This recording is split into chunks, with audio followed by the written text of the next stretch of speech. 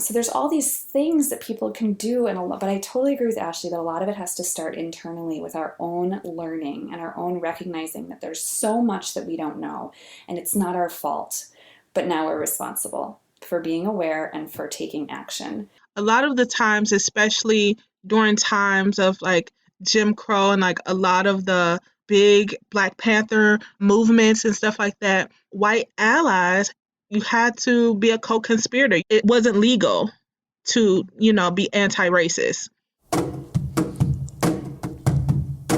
You're listening to the Creative Impostor, episode number 47.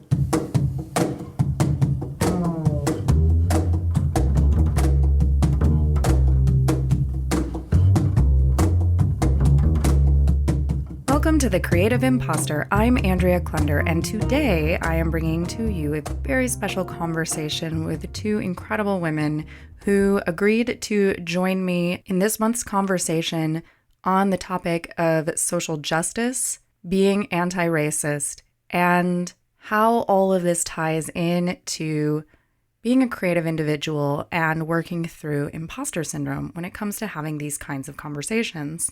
Ashley Lana Scott is a visual artist and community organizer based in Chicago who creates art from innovative ideas grounded in social justice, self-love, and community empowerment. Ashley is also a member of the Chicago Women's Creative Collective, the community that I'm building here in Chicago, obviously, and recently presented for one of our artist salons some work that she's doing around the idea of audacious living and moving past your fear, past anxiety, past depression in order to design a life that you love without apology. When I posted in Facebook that I was looking for people who would be willing to have this conversation with me this month, Ashley was the first one to respond. Also joining us today is Sarah Dennis. Sarah was actually nominated by my friend and colleague, Sarah Russell, because Sarah saw my post in Facebook and was like, I know the perfect person to have this conversation with you. Sarah grew up in Chicago, attending a Chicago public magnet school that attracted children from diverse racial, ethnic, religious, and socioeconomic backgrounds near a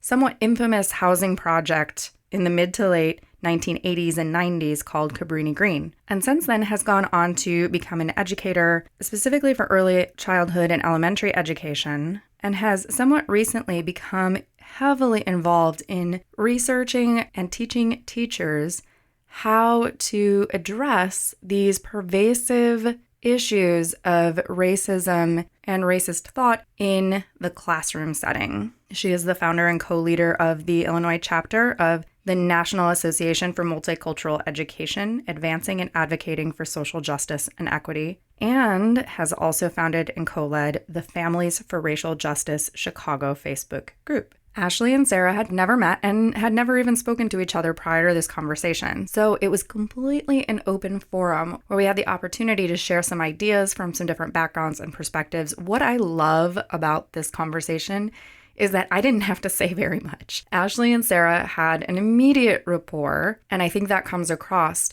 Sarah gives us a lot of historical and educational context for having these conversations about race, and Ashley provides a very grounded, compassionate perspective that also takes us in the direction of internalized racism, not just amongst white people, but also people of color, and how it can show up in our everyday lives. And while this conversation was so thought-provoking and insightful and really helped me to shift my own thought process and awareness of racism and how it plays out in daily life, there was something unexpected and really magical that happened after we ended the official conversation. But fortunately, I was still recording, and these two fantastic women gave me permission to share part of our behind the scenes, and I think you are really going to appreciate how candid, open, and vulnerable they both are with their personal experiences and their own imposter syndrome around discussing this topic that we just talked about for like an hour prior to that. Before we get straight to the conversation, I just want to let you know about a couple of fun things that have come up. I was recently featured on Jessie Frey's blog about creative living, in a video interview called What to Do When You Feel Like a Fake. We actually recorded this interview about a year ago, and so I couldn't even remember what we had talked about, but it's a really fun watch and gives you a little sneak peek into my brain around some thought processes as relates to imposter syndrome and creativity. I'll be linking to that, of course, in the show notes for this episode, number 47, at thecreativeimpostor.com/047. Also, have you ever heard of ASMR? ASMR refers to a specific nervous system response that can be stimulated through various techniques. And I've recently had the pleasure of coming to know someone who creates an ASMR-based podcast called Sleep Whispers. His name is Harris, and Harris asked me to provide some guided meditation scripts that he could whisper on his podcast. Yep, whisper. It's really interesting. It's called Sleep Whispers, and the first episode featuring one of my guided meditations is episode 89. It's part of the tuck in and fade out segment, so you've got to fast forward all the way to about the 1 hour mark where he'll introduce me. I mean, you can obviously listen to the whole episode straight through. I'm just afraid that his technique is so good, you'll fall asleep before you even hear it. Again, I'll be linking to Harris's podcast, Sleep Whispers, in the show notes as well. All right, are you ready for this special treat? Sarah Dennis and Ashley Lana Scott talking about how we can become co-conspirators for social justice and equity in our daily lives. I just want to take a moment to acknowledge both you, Sarah Dennis, and Ashley Lana Scott for being here on this call and taking a risk. So I want to thank you for stepping up and agreeing to be here and have this conversation with me and with each other. And I'd like to start by having each of you introduce yourself and just give us a little bit of background as to what it is that you do and why you stepped up to want to be a part of this conversation. And let's start with Ashley. Well, I am a visual artist here on the west side of Chicago, and I wanted to have this conversation because I had it a couple of weeks ago with one of my friends, and I thought it was really important. What I stressed to her was that usually when a Black girl and a white girl becomes friends, people are like, oh, I don't see race. I don't want to talk about it.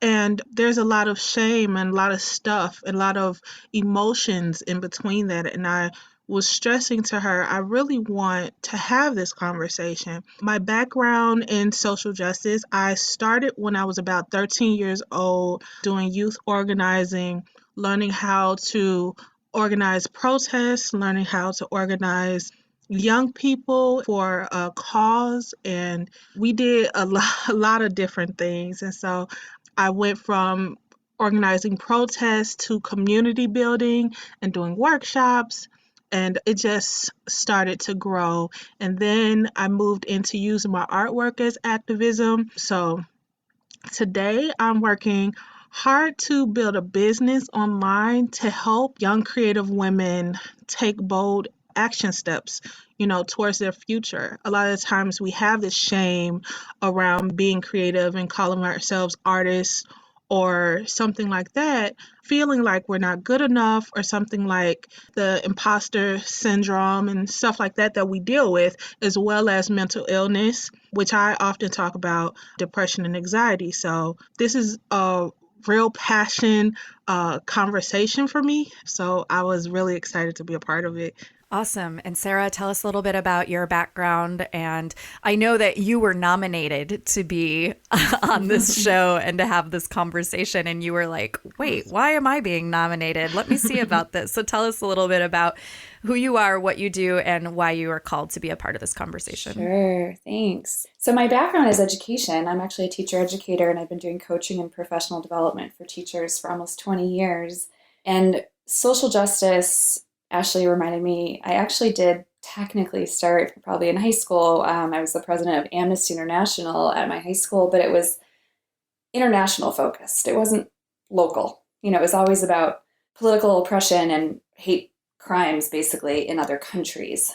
But I grew up going to a magnet school right by Cabrini Green. So I'm white, I'm from the northwest side of Chicago, and I took a school bus every day for 9 years to Cabrini Green and right down Division Street with the high rises on both sides of the street, with the media the way it was in the 80s, being afraid there would be a stray bullet through the window. So very much it was like in me. I had a real sense very early on from my elementary school years of racial and class segregation and injustice.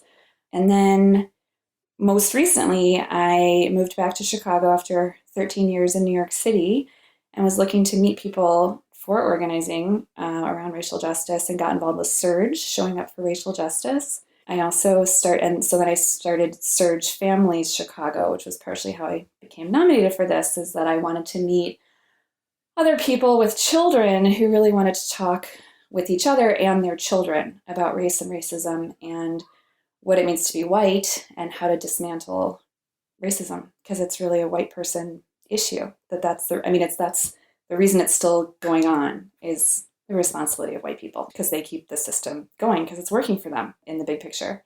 And I've become involved. I'm a trainer in training with the People's Institute for Survival and Beyond. So I'm learning how to be a trainer with them to do anti-racism trainings around the country. And Sarah, tell me a little bit about that phrase, anti-racism, because when you and I talked a little bit before this interview, you used that term and I had never actually heard it before. So tell me a little bit about what anti-racism means and why you use that phrase as opposed to saying training people how not to be racist. Right. So Dr. Beverly Tatum, an amazing scholar, has 2 different quotes and lots of publications. And one of her books is called Why Do All the Black Kids Sit Together in the Cafeteria and Other Conversations About Race. And she says, because of the history of white supremacy in this country, it's never really been okay to be proud of being white. Like, that's weird and bad and wrong. And so people generally have ignorance or they just, denial or shame or maybe guilt. But it's been many white people who have wanted to be in the movement or who have been in the movement didn't have language necessarily for how to have a positive white racial identity, basically, because of people who have co-opted it, like neo-Nazis and the Charlottesville as a recent example. And so her writing about it was when I first learned that term, anti-racist. I think I'm probably ignorant, and it's been around for a lot longer than I have known about it, but it helped me to feel empowered of like, okay, this is something I want to be. I don't get to decide if I'm anti-racist. Only people of color get to tell me if I'm actually living up to my desire to be one. But she has another beautiful quote about basically racism is like a moving walkway at the airport. And you can either be walking in the same direction as the walkway, that would be like an active racist, or you can be passive by just standing there while the walkway is moving. But you're complicit. If you're just standing there, what needs to happen is you need to be walking in the opposite direction faster than the moveway is walking. And so just both brilliant insights that were really helpful to me in my own awareness of my own racial identity development. Like white is a quote unquote race, just like black, in a socially constructed kind of way. I'm actually Greek heritage. My dad's parents both came from Greece, so I'm 50% Greek from Greece. And most white, quote unquote, white people who've come to be called white, their ancestry gave up their language of origin, as did my grandparents. They taught my dad and his brother, and they taught my dad, they did not teach his brother. Stopped going to Greek school, and then my dad married another woman who was white, who was not Greek. And so I don't know any Greek. I never went to a Greek church. I didn't go to Greek school. And I married somebody, and I don't have a Greek last name anymore. So nobody would know that I'm Greek unless I told them. And so people who have come to be called white is, European in origin, and sometimes even Middle Eastern or Latino, depending on where you come from and how light your skin color is. It's a very specious concept, as I've learned. It's baloney, basically. It's completely made up and has been used for, butchering of Native Americans and colonialism around the world for millennia. I feel like there's this really awkward thing, and Ashley, I'm going to ask you your thoughts about this next. But let's say you're filling out a form for something and you have to mark down your ethnicity or whatever, and it's like white or something else of color, and it's only like one category or the other. And I can't say, well, I'm German or I'm European. It's like this color designation of white, which doesn't feel like it means anything to me inherently. Like you were saying, Sarah, it's like a social construct of this category. And the same thing on the flip side, I remember one of my friends that I used to work very closely with, she is Black and she would identify as Black, but she is not African American because her family is from Honduras. Her family is from Central America. Her family is not from Africa. Her skin color is Black.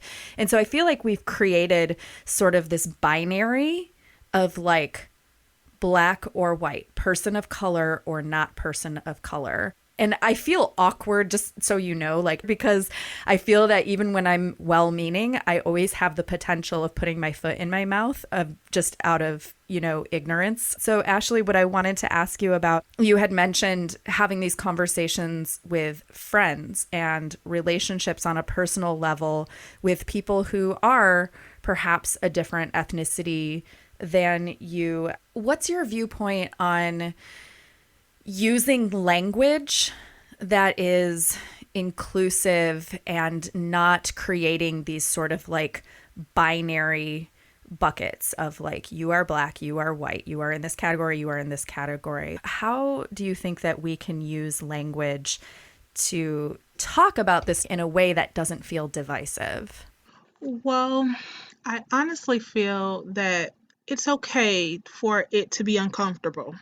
The important part is that you sit in the uncomfortableness of the conversation because it's important. That's number one. I have thought about like when you fill out forms and they have like a thing that specifically says Black, non-Hispanic, or Hispanic and not Black. And I was like, man, that cuts out a whole like a large chunk of the African diaspora, like the different kinds of Black people from different places.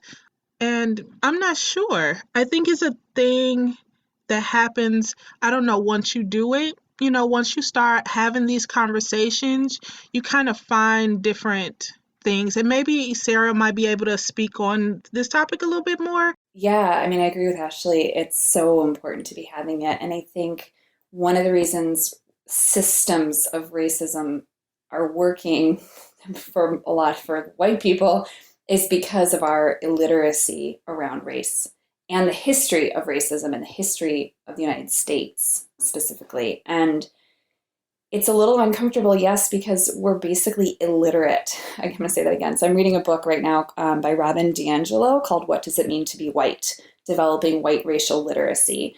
And she basically says white people are racially illiterate because partially from our parents and schools and the media, young children pick up very early on that it's not okay to talk about race. And there was an attempt at this color blindness thing, maybe in the 80s and the 90s and even the early 2000s. And then, of course, Obama. And it's like, we're colorblind and we're post-racial. Well, that's baloney. I mean, it's just not true. But young children, if they say like, wow, that person's really Black. And then mom says, shh, don't say that. It's like, well, a kid is just noticing the melanin. Like, we're all different from each other and they don't have bias. Young children notice, the research shows as early as 6 months, maybe even 3 months old, babies stare at photographs of a person of a different race than their parent. And it's just because they're curious. They've just not seen that before. And so they're looking, they stare longer. But it's not inappropriate. We're all different. And that's part of human nature, is to like celebrate those differences. And isn't it cool? And isn't it fascinating? The other thing I would say is to not be perfectionist, because that's also a white hereditary kind of syndrome or something, this perfectionism thing. And I think there's a lot of white people who are really anxious about talking about race because we're basically illiterate, because we haven't had a ton of experience having those conversations and then being afraid of saying the wrong thing. And I think we've also lost our humanity in that giving up of our heritage is to be white. To Greeks were not white for a while, Irish were not white, Italians were not white, Jewish were not white. Over history, these constructs have evolved. And so we've lost, because white people benefit from being white. So people have anxiety about what does it mean to talk about race and to, do we have to give up stuff to have there be more equality? Anyway, I feel like I'm rambling. Well, Ashley, what did that bring up for you? That really validated what I was trying to say. I feel like I think more on like the day-to-day, person-to-person kind of idea, and the shame and all of the things that come with, racism starts with your mind. It starts, and as soon as you opt out of the conversation, like, oh, I don't want to talk about this, you allow that shame to silence you, and you don't allow yourself to develop the language. You don't allow yourself to be in a space with other people of color that might be able to teach you the language, that you might need to know, or other white people that are allies that might be able to teach you what to say, or if you are thinking the right way, or if you are doing things with good intentions but with a racist undertone or whatever it is. Yeah. Can I add on to that? Yeah, Yeah, for sure. I just absolutely. attended a training, and it's Joseph Brandt, who has written a couple books about racism and has been he's white, has been doing anti-racist work for, I want to say, like 50 years. He's quite my senior. And he said something really interesting, is that most white people are not taught to take leadership and take instruction from people of color. And that really hurt me. That hit me personally because I went to this elementary school by Cabrini Green. So my first Black teacher was second grade. And then fifth, sixth, seventh, I had these amazing Black women teachers. And there were a lot of Black students, but also a lot of particularly Black, not so much other demographics, white and Black, in my elementary school. And then I was in the Chicago Children's Choir, which had many Black conductors. And so I felt like I was totally raised to take leadership from Black people. But I think that that's not the norm. And it's really caused me to think, and Ashley, I totally agree about white people. One of the to-dos that could be a takeaway from this conversation, if we get to a list, is to start to be aware of listening to people of color, reading blogs and reading interviews and intentionally reading books by people of color to educate ourselves and to learn what we don't know and what we haven't experienced, and not to deny that it's not true just because it didn't happen to us, but to be aware that we have a lot to learn and we have to start listening. That totally makes me think of a couple of things. One is this idea that I came across this week, actually, of imposter syndrome being a normal part of the process whenever you are doing something new or whenever you are changing something for yourself, because you don't know how to do that thing, right? And so that makes you feel like a fake or a fraud when you are thinking about doing it. But the way that you get over that is to actually do the thing, to take an action and to allow yourself to feel uncomfortable as you're doing it. And then the more that you do it and you immerse yourself into it, you become that thing as you're doing it. And it also made me think of just now what you were saying in terms of like immersing yourself into learning and listening and reading things or hearing things or observing things by people of color or by somebody who just has a different experience than you, to kind of, not that you would ever fully understand that person's experience, but that you would have some perspective that you've been previously ignorant to. Yeah. I was thinking that brought up what I've learned as far as history. So when we think of history and the history of Black people as Black Americans as slaves, the idea of racism was that Black people were on the low, like animals, basically, not even a part of humanity. So as a child, as a white you say 3-year-old child or infant even, that child was above the Black woman usually taking care of that child and caring for that child. So that idea, even though now those kind of things don't happen in our modern society, or it's not in your face that way in our society, that idea still kind of transfers over in the idea of when, the Black legitimacy, even for Black people, when you think of internalized oppression, we are more likely sometimes to listen to a white figure than our own sometimes. And that makes me really nervous to say because, often we try to like be politically correct, but sometimes that's the real, and the thing about wanting to be an ally and want to be in these conversations, we really have to look at the thing in the back of your mind, the thing that you don't want to say, the thing that you don't want anyone to hear. That's the thing that has been transferred over, and maybe it's been taught to you, maybe it's been taught underlyingly through your upbringing, but it's the thing that informs what you do day to day. It informs who you vote for, what companies you invest your money in, all of those things. So we have to be in these conversations so we can hear what's back there and not be offended. I mean, I think we become offended, and that's okay because it teaches us something. But yeah, not to scare ourselves away from being in that uncomfortable spot when that comes up. And so, Ashley, what do you think it means from your perspective for a white person to be an ally?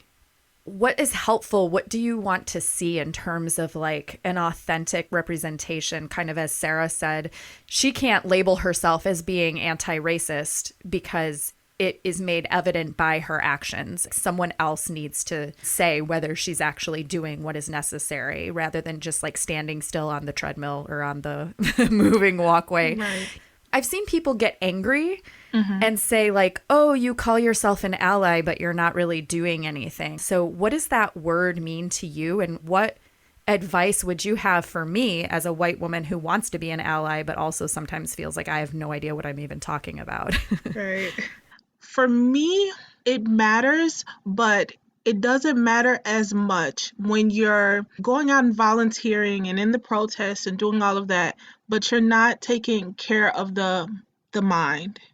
Because I feel that all of those behind the scenes thoughts that are transferred from our teachings about racism that are, quiet, those whisper things in the back of your mind that you don't want to address and you don't want to talk to, but they're pulling the strings.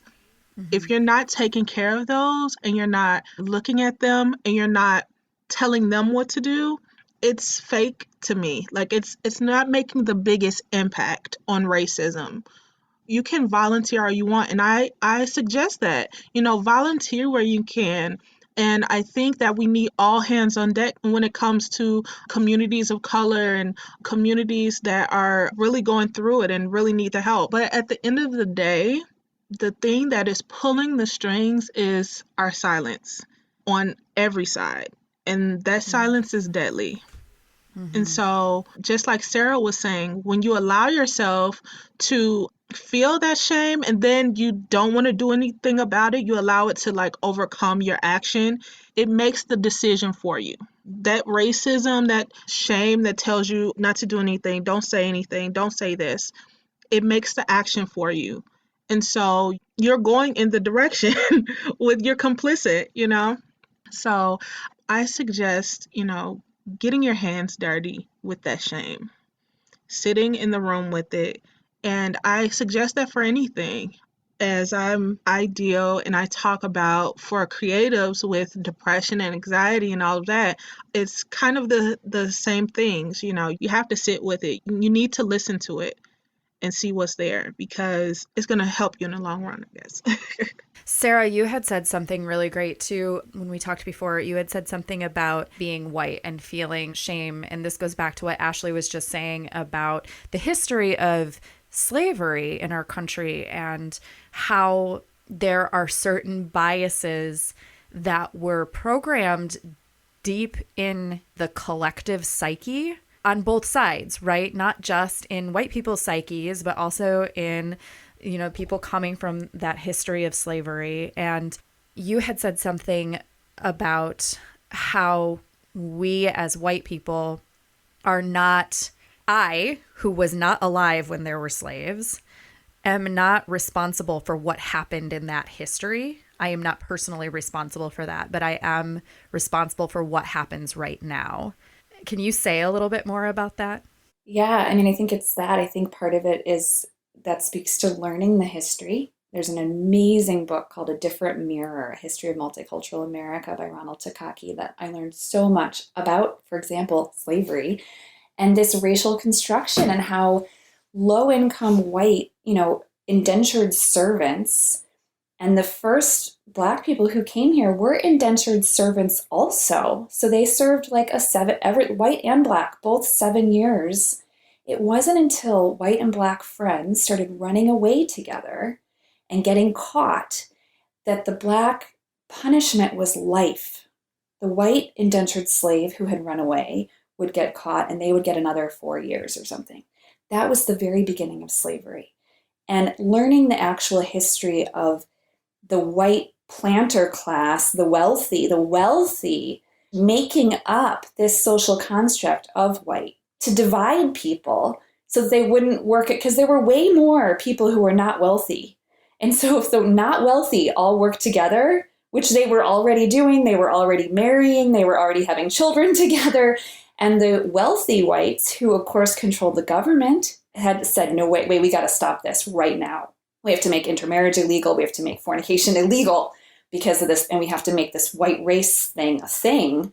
Otherwise, we're going to lose all of our power and all of our money. So learning the history, and I think, Ashley, I so appreciate your being vulnerable in this conversation and admitting that and sharing with people who are listening this internalized racial inferiority and this People's Institute for Survival and Beyond, they talk about the internalized racial superiority that goes with it for the white people, which is, again, it's so subtle in the media, in children's books that parents read to kids, that teachers read to kids, that most white teachers, and the United States teaching force is 83% white in elementary and secondary ed, not excluding higher ed, which is even higher. I think it's like 93% white or something. So we have all these well-meaning white teachers teaching sometimes well-meaning white children and lots of children who are not white.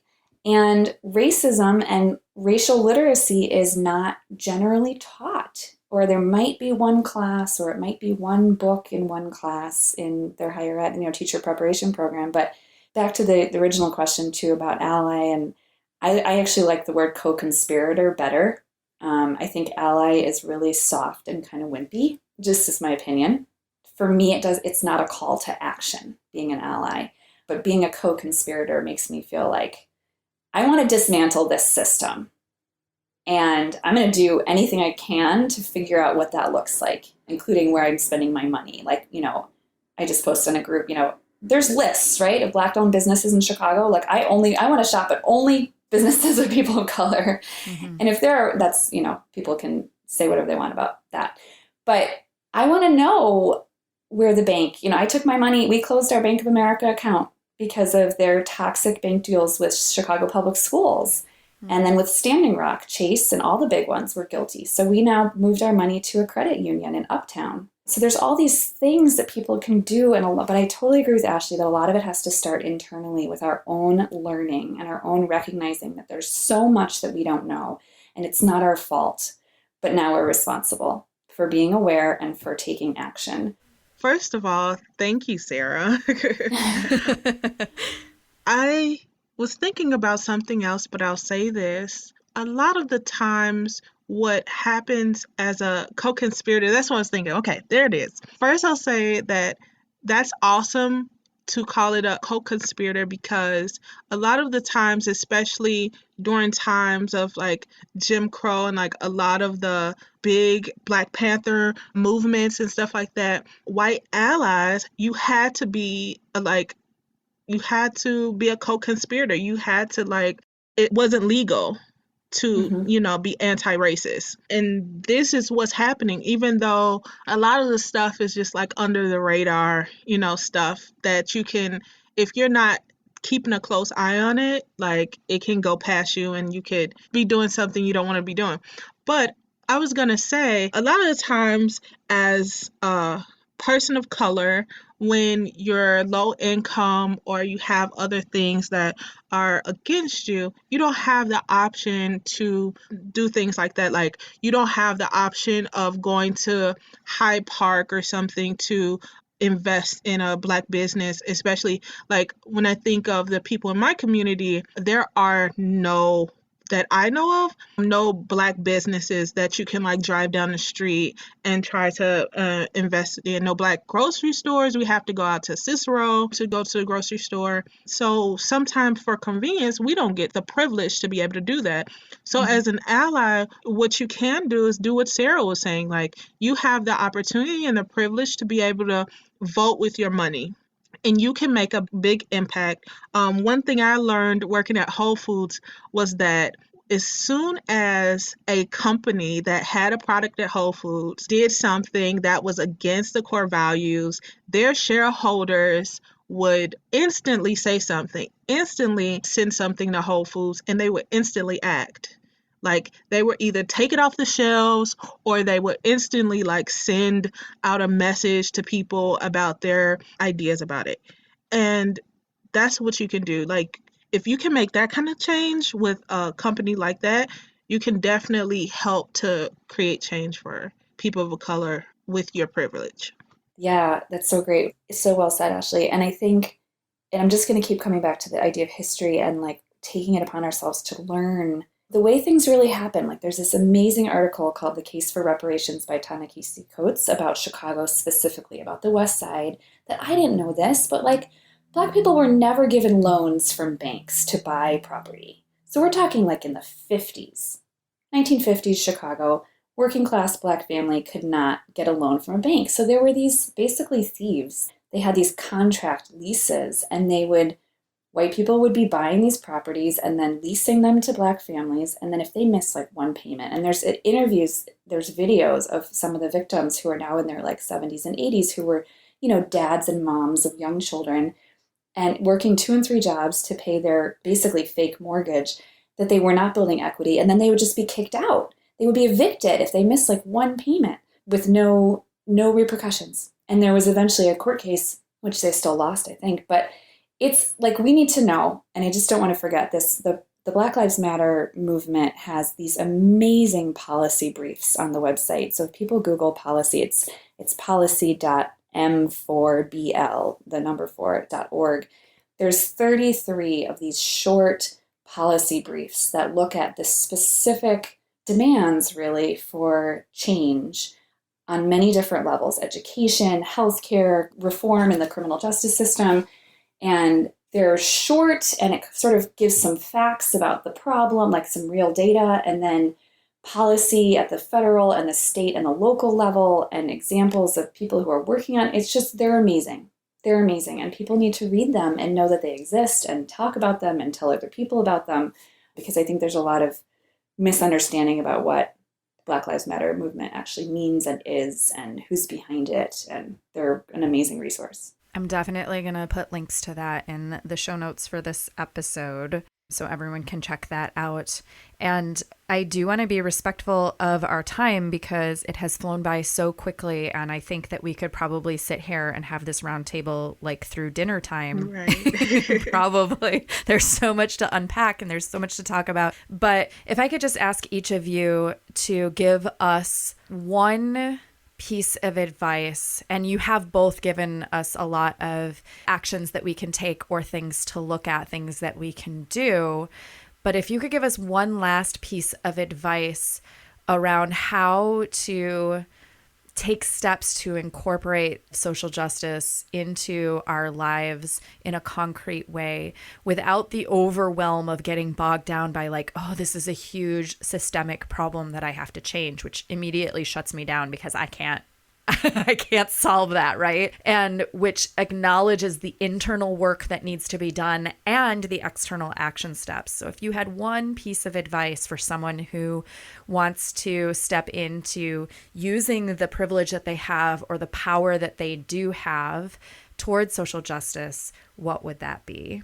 And Sarah, we'll start with you first. Oh, I really wanted Ashley to go first. Oh, and I Ashley, really wanted you to go first. No, it's fine. I'll go first.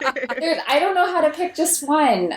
There's so many, but I think talking about it, I think becoming literate, like being aware, there's so many layers, but obviously I keep bringing up the history, just talking about it, bringing race and racism up in conversation, especially with white friends and family. It's not easy, but it's never going to change unless we do. So being brave, not being shamed, like Ashley said, taking that risk and sitting with that discomfort and, being okay with making mistakes, but talking about it. We can't, if we continue to be complicit with silence, I agree with Ashley, we're guilty. That's how things have continued to be the way they are. And if I could add one thing, it's also talk about it with children. If you're a parent, if you're a grandparent, if you're an aunt or an uncle, there's lots of amazing children's books out there.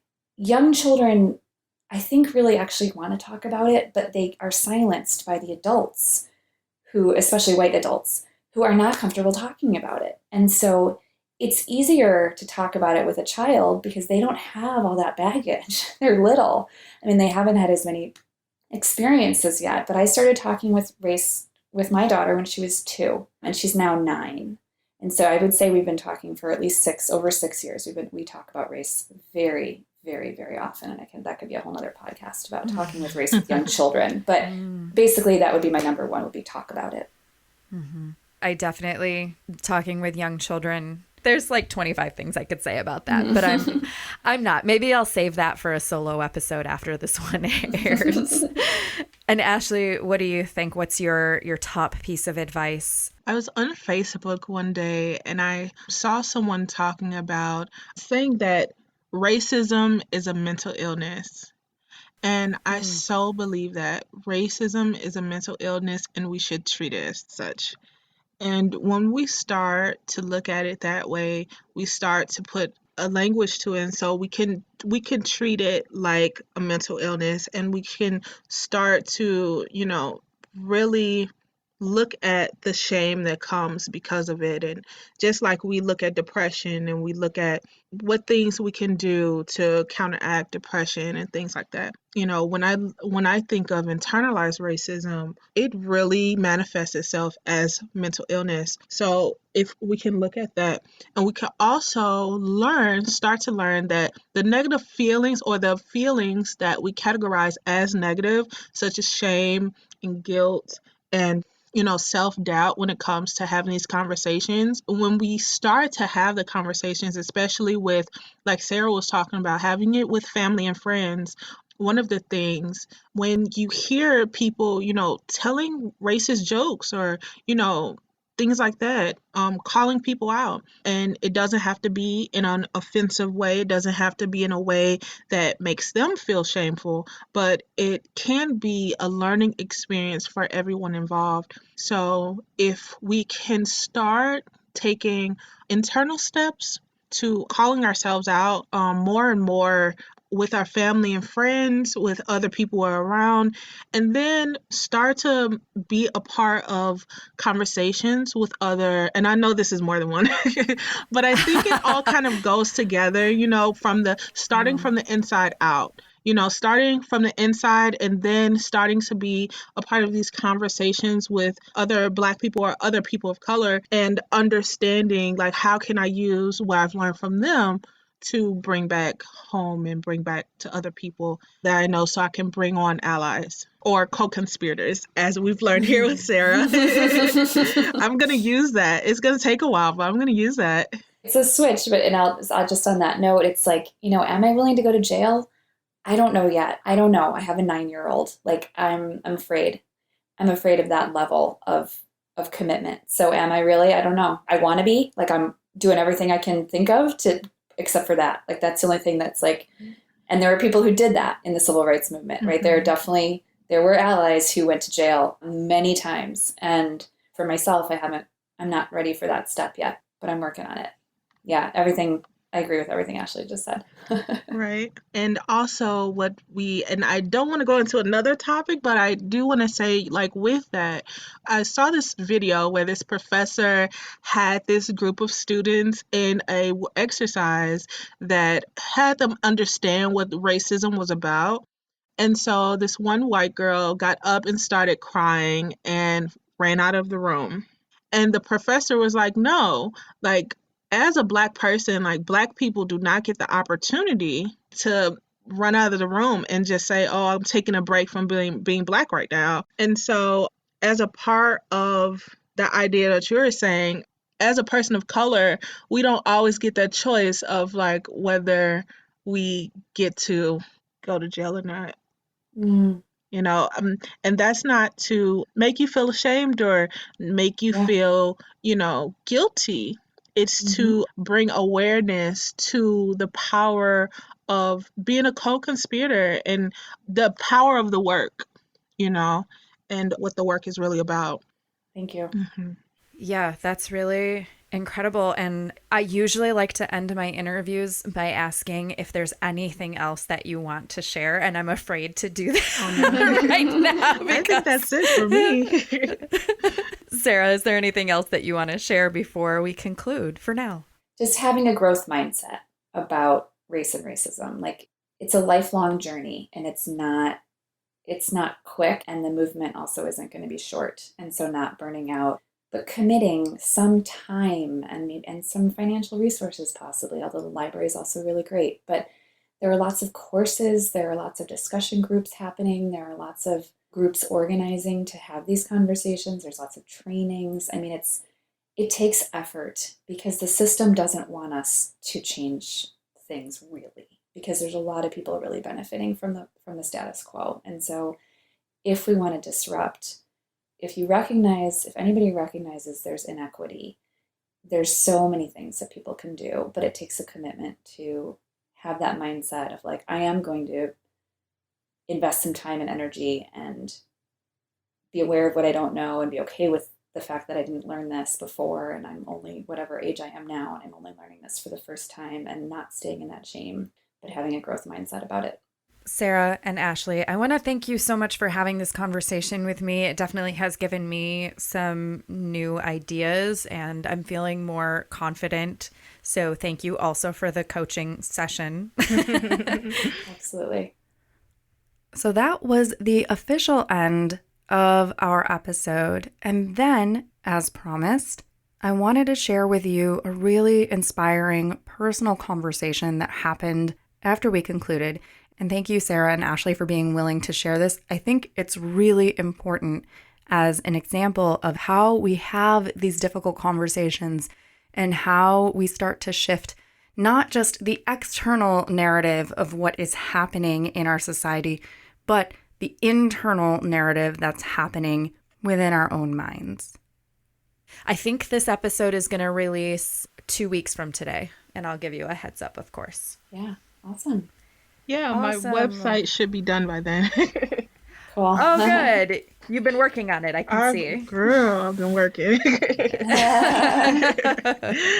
And I think Ashley, the jail thing, I was so unclear, but I so appreciate, I was vulnerable and you called me in. I think what I meant actually was in terms of protests and rallies and sit-ins and, like action, not being arrested for something because I'm, white, but like voluntarily sitting in the middle of the street holding hands or whatever. Yeah, that too. I hope I wasn't too like aggressive with No, what I was trying to say. Appreciated it. Yeah. I just thought like, I really wasn't clear either for the listeners of like what I meant. And so I don't know. I was like thinking whether I wanted to ask Andrea to cut that part out or not. I mean, I think it's a valuable like stake kind of, I know that's not the right word, but like, I think that it's that too, like when we yeah, are protesting and things like that, if we totally. look at the protests that have happened recently, Mm-hmm. that were peaceful, and the Yep. police have come and been very brutal and taken Yeah. people to jail for absolutely no reason in peaceful protests. But I think it was important I wanted to say something like that, like talk about that Yeah. earlier, but Yeah.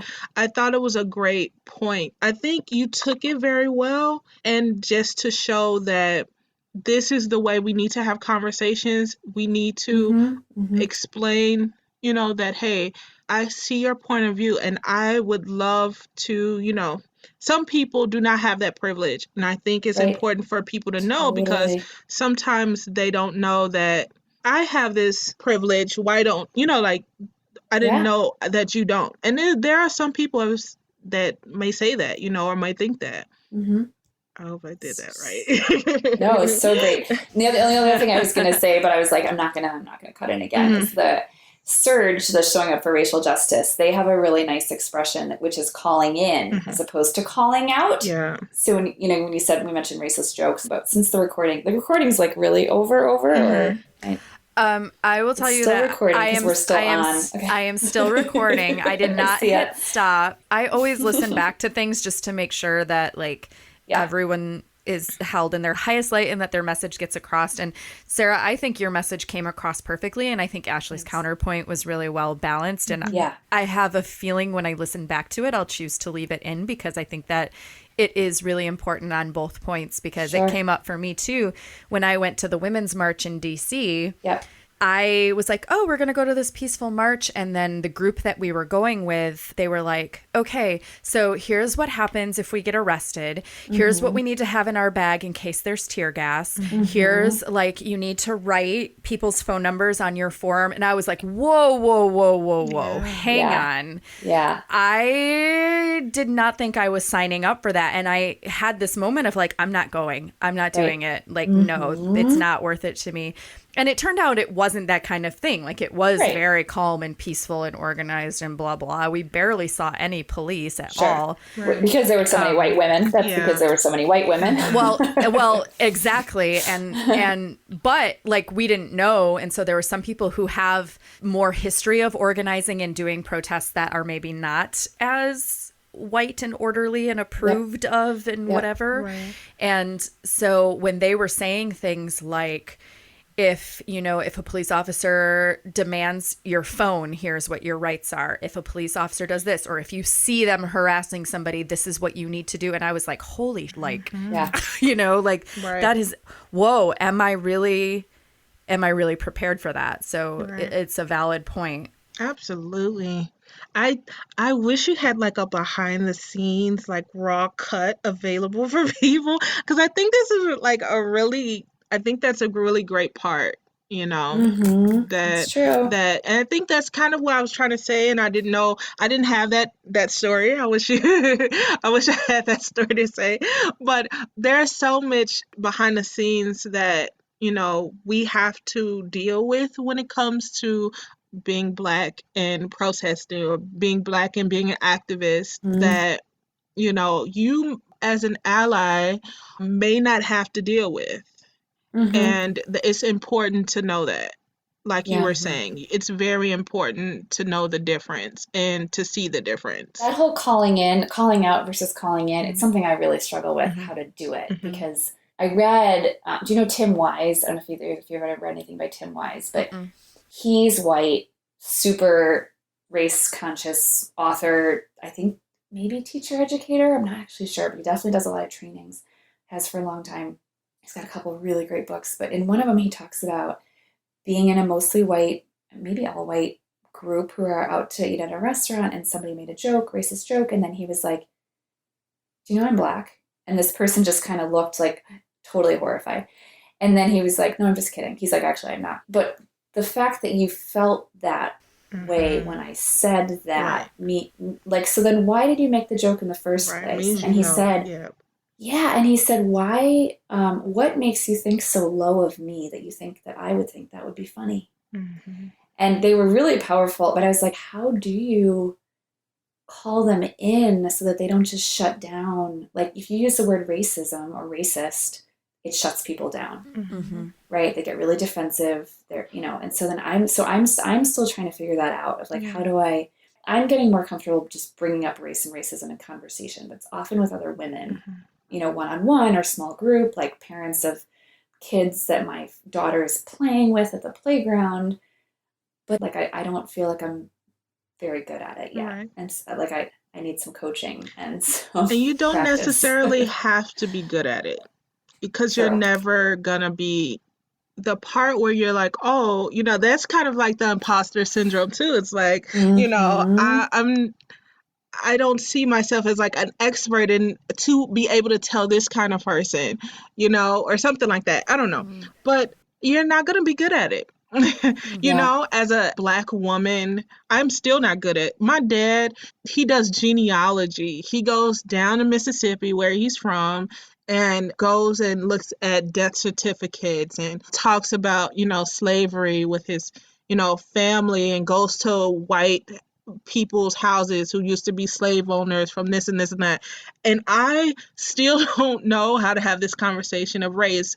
And I've really had to, in the spirit of being bold and taking risks, I've had Right. to, have these different kinds of conversations coming from a predominantly black community. Or Mm-hmm. I went to a high school that was like half Mexican and Hispanic and then half black. And so we had multicultural people of color kind of conversations. And we kind of Mm-hmm. knew that we had a similar oppressive system, but not ever having this conversation with white people. So yeah, it's going to be difficult. And you just got to Yeah. don't not do it. Right. Don't not say Mm-hmm. something, even if it feels horrible, even if that Yeah. person, and my niece had to call me out one day. Like I'm not a I'm not like exempt. I was watching a show called Come Fly With Me. It's on Netflix.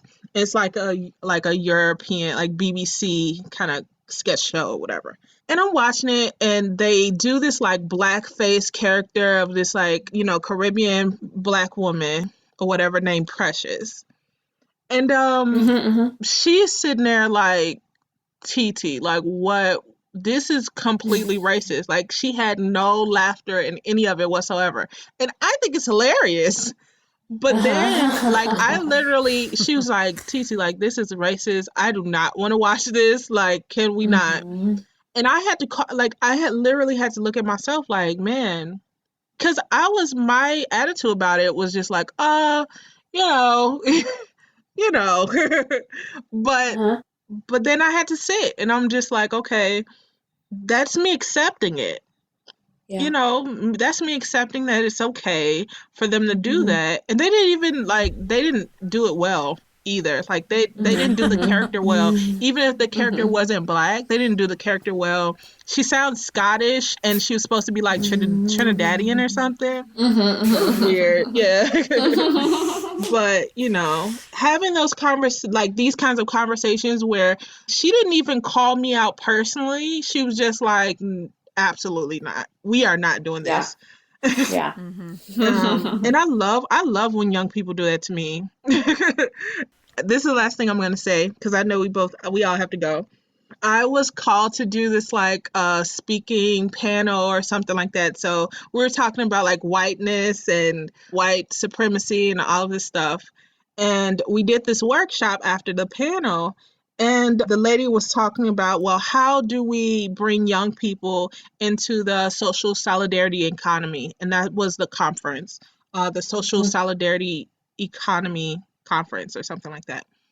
And I was just like, we have to acknowledge our privilege as adults as well, and we allow ourselves to, acknowledge our privilege in front of young people and let them know that, like, I'm here to learn from you just as much as you're here to learn from me. I love that. Yeah. Yeah. I think you're right. That's a really good point. That was Ashley Lana Scott and Sarah Dennis talking with me about how to become co-conspirators which I just love that term so much. There are so many resources that Sarah mentioned in this episode, and you can find a list to get you started at thecreativeimpostor.com/047 and in the show notes in whatever app you're listening to for this episode. Of course, you can also find links to connect with both Ashley and Sarah, as well as links to the other interviews where I've been featured, and Julie Neal's podcast, Mother's Quest. Julie is the inspiration behind this series of interviews and conversations about social justice, solidarity, being an ally, and learning how to become anti-racist. I think it's so important to be having these conversations, and I'm really grateful to you for being here and listening. Just yesterday, as I was working on this episode, my partner sent me the link to something that came up in social media. Apparently, it was a post on Instagram from a college student at a football pep rally. A young white woman was holding a banner that said something that was obviously racist towards Hispanic people, standing next to another young white woman holding a Trump sign, standing next to the school mascot. And the young woman who posted it is Hispanic. She had taken this photo and then turned around and in her Instagram post also called the white girl holding the banner white trash. The official statement from said white girl holding the racist banner was that she apologized and she was sorry and she hadn't even really thought of it as being racist or disrespectful because the school that they were playing against was a Spanish school and she just thought it was funny. I'm not going to repeat to you exactly what the banner said. I'm sure you can find it on social media if you look around for it. And part of what troubles me about this story is, one, she probably didn't even realize that she was crossing a line or that she was doing something racist. I mean, I grew up in an urban setting where we had more Black students than white students at our public high school. We also had a few Hispanic students and a few Asian students. And I never would have thought of myself as racist. I had friends who were all different ethnicities, but I can definitely remember growing up with certain common sayings or phrases that now in retrospect, I'm like, oh my God, I can't believe I ever said that. It's totally racist or has a racist origin, but I would have never known that because they were just part of the common vernacular. So now we can start to see how pervasive some of these issues are where you don't even realize that you're thinking in a racist way or that you're saying something that's inappropriate and hurtful. And the other thing that bothers me about it is that everyone was talking about this white girl holding a racist sign and no one was talking about the fact that the Hispanic girl turned around and called the other girl white trash, which is also horrible. And it's also a racist statement and it's also a terrible stereotype. And so this idea that Ashley brought up of internalized racism, combined with the concept that Sarah brought up about calling in versus calling out, I think these are things we really need to take to heart and really look deep and examine. And it's not easy. It's uncomfortable. It feels icky. What is easy is to point out and place the blame externally. What's harder is to look at our own selves and look at how we can start to be more accountable for our thoughts, our words, our choices, and how we connect with others. So again, I'd love for you to connect more with Ashley and Sarah, also with Andrea Renee from last week's episode 46. And next week, I'm going to be talking with Fazia Mirza, who is an incredibly talented, incredibly insightful genius of an artist and activist, an agent for social change. She's a queer Muslim Pakistani artist, and you are going to love Fazia. You can get a free gift from me when you go to thecreativeimpostor.com/magic. Right now, it is a creative visualization called Yoga Nidra. And if you sign up to my mailing list by the end of September, you will also be getting an email from me with a metta meditation that I promised in last week's episode. This is a meditation for compassion for self and others that I think is going to be key in exploring this topic for yourself. This episode was mixed by Edwin Ruiz of Mondo Machine. Our theme music is by Jovia Armstrong. I thank you so much for listening, and I am wishing you a week filled with opportunities to discover ways that you can become a co-conspirator and join this movement for social justice, even if it's just the start of a tiny shift deep within yourself.